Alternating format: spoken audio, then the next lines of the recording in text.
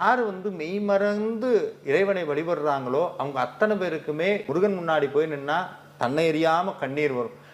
சொல்றாங்க தேவாரத்துல, காதலாகி கசிந்து கண்ணீர் மழி ஓதுவார்தமை நன்னறி குவிப்பதுன்னு சொல்றாங்க.